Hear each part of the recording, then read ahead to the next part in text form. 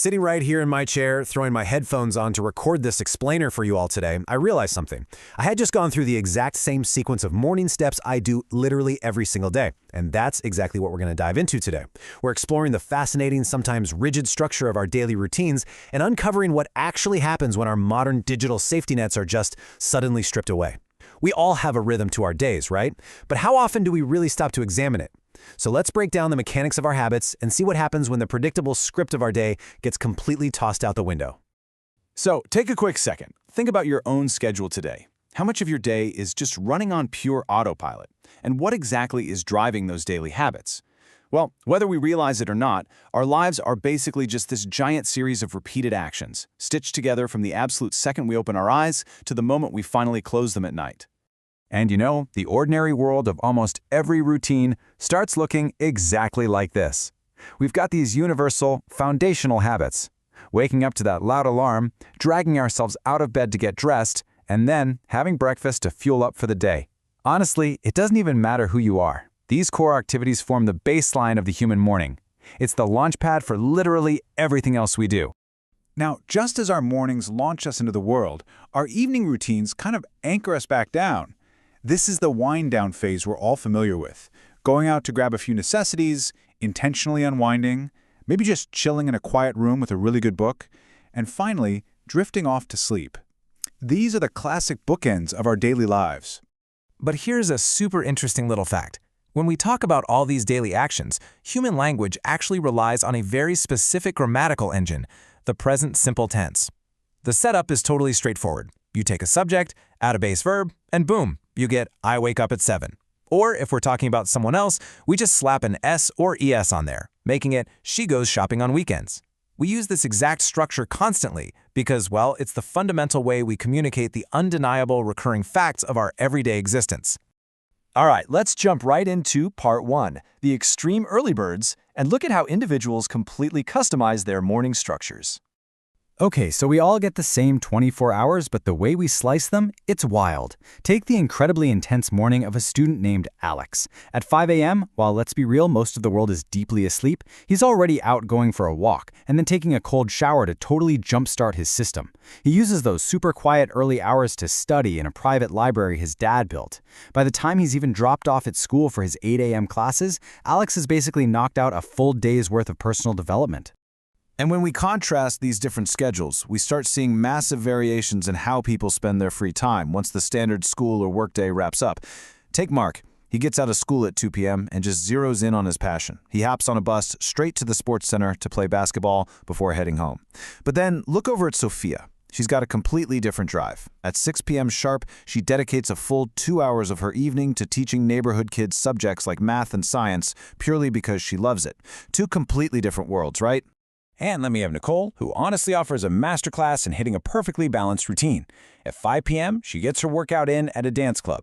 Then she shifts gears to prioritize family, having dinner together and staying to help her mom wash the dishes.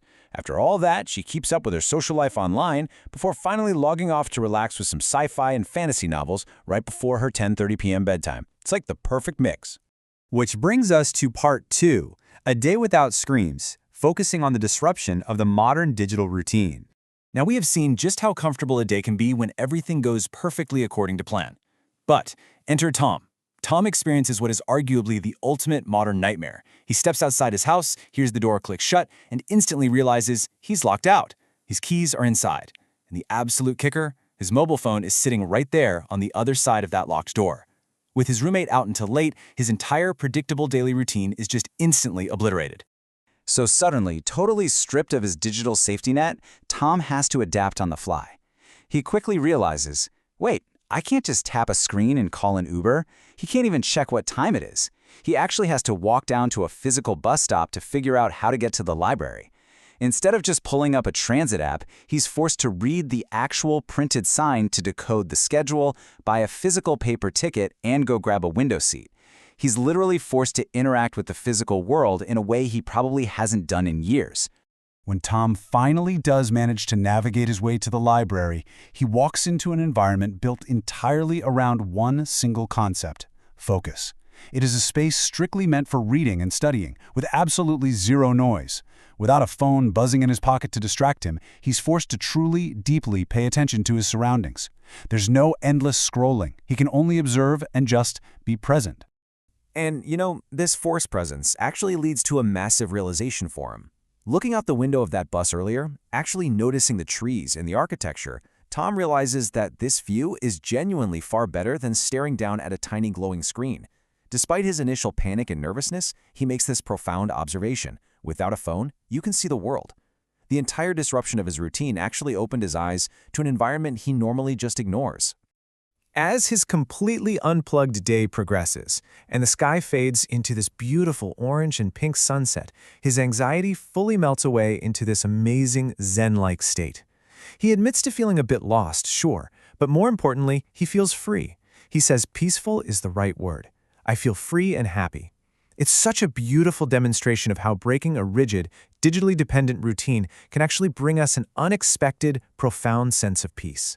And this deep, focused awareness of the physical world, it links directly to another incredible story from our sources, a conversation between Adrakor and Kansake about a man named Larbi. Now, Larbi is a visually impaired man who navigates his daily routines with this profound level of independence. He washes and hangs his own clothes, and he actually refuses help simply because he loves the motions. Without his sight, he pays intense, sharp attention to the world through his other senses, using sound and smell to perceive the exact presence of the people around him. It is just an incredibly powerful testament to what it means to be completely physically present in your everyday habits. So, considering just how heavily we all rely on our digital devices to maintain the rhythm of our lives, and seeing the absolute, unexpected peace it brought to Tom when he suddenly lost his, I want to leave you with this final thought. If your perfectly planned routine was suddenly disrupted today, could you survive? And better yet, could you actually find peace in 24 hours without your phone? Honestly, it's something to really think about the next time you feel like your daily routine is running you instead of you running it. Thanks so much for joining me on this explainer today. I'll catch you next time.